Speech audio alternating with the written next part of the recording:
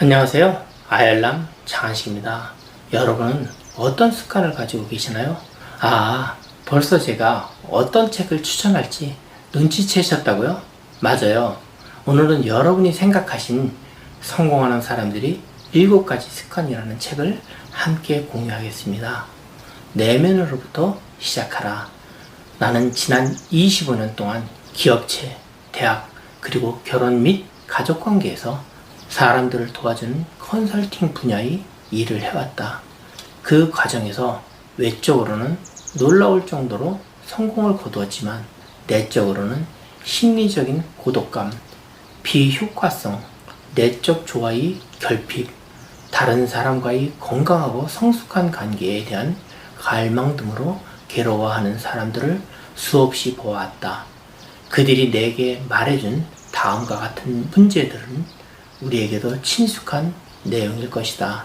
나는 현 직장에서 목표를 설정하고 결국에는 달성했다. 그리고 지금 종사하고 있는 전문 분야에서 큰 성공을 거두기도 했다. 그러나 그 대가로 개인적인 삶과 가정 생활을 희생해야 했다. 나는 더 이상 아내와 자녀에 대해서 잘 알지 못한다. 심지어 나 자신이 어떤 사람인지조차 알지 못하며 내 인생에서 가장 중요한 것이 무엇인지도 확신이 서지 않는다. 이제 나는 스스로에게 물어봐야 한다. 도대체 직장에서의 출세가 그만한 가치가 있는 것일까? 나는 관리 능력 향상을 위한 연수 과정에 여러 번 참가했다. 나는 우리 직원들에게 많은 기대를 걸고 있고 또 그들은 친절하고 공정하게 대하려고 노력하고 있다. 그러나 나는 이들의 애사심을 전혀 느낄 수 없다. 만약 내가 아파서 하루라도 집에 쉬고 출근하지 않는다면 아마도 이들은 대부분의 근무 시간 동안 잡담이나 수다를 떨면서 보낼 것이다. 왜 나는 우리 직원들이 보다 자립적이고 책임감을 가질 수 있도록 교육시키지 못할까? 아니면 그런 자질을 갖춘 직원을 왜 찾아내지 못하는 것일까? 우리 아들은 반항적이고 약물에 중독된 10대이다. 아무리 뭐라고 해도 내 말을 통 들으려고 하지 않는다. 도대체 이를 어떻게 하면 좋을까?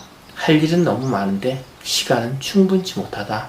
나는 하루 종일 매일매일 그리고 일주일 내내 압박감과 혼란스러움을 느낀다. 그동안 시간관리 세미나에도 참석해보았고 대여섯 가지나 되는 시간관리 시스템도 이용해보았다. 나는 우리 아이들에게 노동의 가치를 가르쳐주고 싶다. 그러나 아이들에게 뭘 좀 시키려면 일거수일투족을 감독해야 하고 잔소리를 늘어놓아야 한다. 차라리 내가 일을 해버리는 것이 더 쉽다. 왜 아이들은 즐거운 마음으로 일을 스스로 처리하지 못할까? 나는 정말이지 바쁘다. 그러나 때때로 현재 하고 있는 일이 장기적으로 도대체 어떤 성과를 낼 것인지 의구심이 일고 난다. 나는 진정으로 내 인생이 의미를 잊기 바라고 나를 인해 내 주변이 뭔가 달라지기를 바란다. 나는 친구나 친척들이 성공을 하고 인정을 받는 것을 보면 웃으면서 축하도 해준다. 그러나 내심으로는 질투 비슷한 찹찹한 신경을 누를 길이 없다. 도대체 나는 왜 그렇게 느낄까? 나는 다른 사람들을 강압적으로 대하는 성격의 소유자이다. 그들과의 상호작용에서 최종 결과는 통제하고 싶어한다. 대부분의 경우 나는 상대방이 내가 원하는 해결 방안을 따르도록 영향력을 행사한다. 또한 내가 제안하는 아이디어야말로 모든 사람들이 나와 내 아이디어에 대해 어떻게 생각하는지 늘 궁금하다. 우리가 결혼 생활은 이제 권태기에 들어섰다. 더 이상 서로 다투지도 않고 서로에 대한 애정도 거의 남아있지 않다.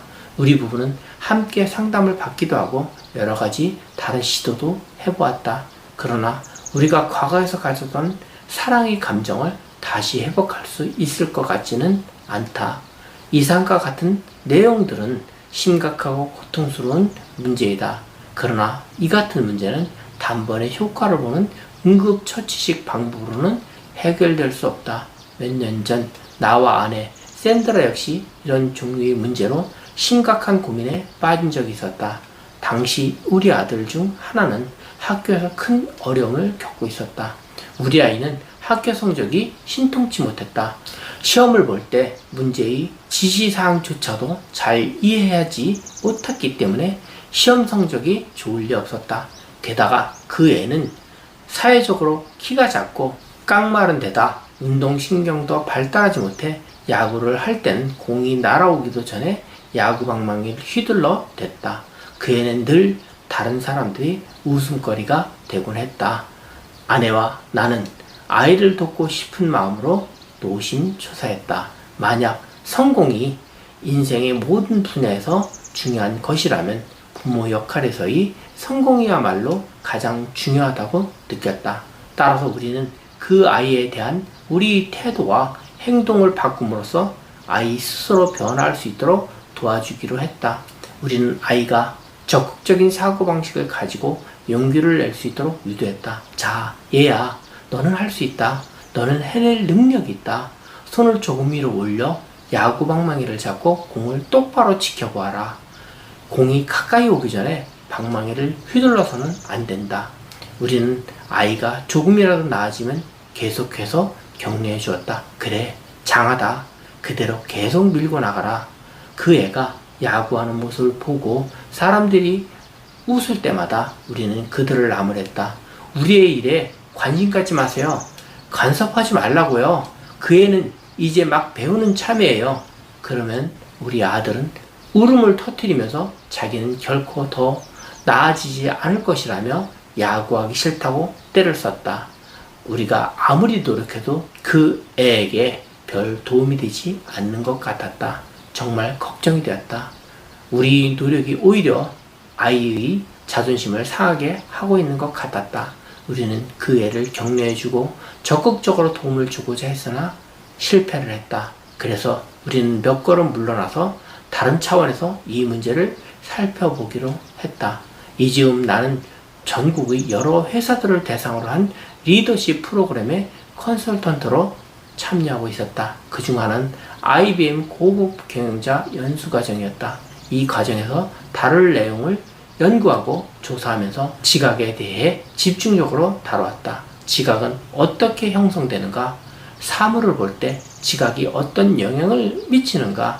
나아가 우리가 보는 방식이 행동에 어떤 영향을 미치는가 등에 대해 큰 관심을 가지게 되었다. 이 때문에 나는 동기 유발에 있어서 기대이론, 자기 달성적 예언, 이를 줄여서 보통 자성 예언이라고 한다. 즉, 피그말리온 효과를 공부하게 되었고, 우리 시각이 자신과 타인에게 큰 영향을 미치고 있다는 것을 깨닫게 되었다. 즉, 우리에게 보이는 세상뿐만 아니라 우리가 세상을 어떤 렌즈를 통하여 보고 있는지를 파악해야 한다는 것이다. 왜냐하면 이 렌즈 자체가 세상에 대한 우리 해석을 좌우하기 때문이다. 아내와 나는 IBM에서 가르치는 개념들과 우리가 처해 있는 상황에 대해 이야기를 나누면서 우리가 기회를 실제대로 보지 않고 렌즈를 통해 보고 있음을 깨달았다. 우리는 그가 근본적으로 세상을 적응하지 못하고 있으며 남들에게 뒤처져 있다고 생각했던 것이다. 우리가 이러한 태도와 행동을 가지고 있는 한 아무리 노력해봤자 별 효과를 얻을 수 없을 것이었다. 왜냐하면 우리가 하는 긍정적인 말과 행동에도 불구하고 그 애에게 실제로 전달된 내용은 너는 능력이 없으니 보호를 받아야 한다는 부정적인 자성예언이었기 때문이다. 따라서 우리가 이 상황을 변화시키기 원한다면 우리 자신이 먼저 변화해야 한다는 사실을 깨닫기 시작했다. 나아가 우리 자신을 효과적으로 변화시키기 위해 우리 인식을 바꿔야 했다. 성공하는 사람들이 7가지 습관 중에서 모든 사람들을 우리 생각대로 움직이려고 하기 때문에 발생한 문제라고 저는 생각합니다. 저는 책의 시스템을 약 15년 전에 2박 3일 숙박을 하면서 이수를 하였습니다. 첫 단락으로 여러분에게 전달할 수는 없었지만 이 과정에 연수를 하신다면 삶에 많은 도움이 될 것입니다. 물론 책을 읽는 것도 도움이 됩니다. 오늘 여러분의 가슴에서 내면으로부터 시작하는 것을 이행하여 뜻하는 것을 이루는 하루가 되시길 바랍니다. 감사합니다.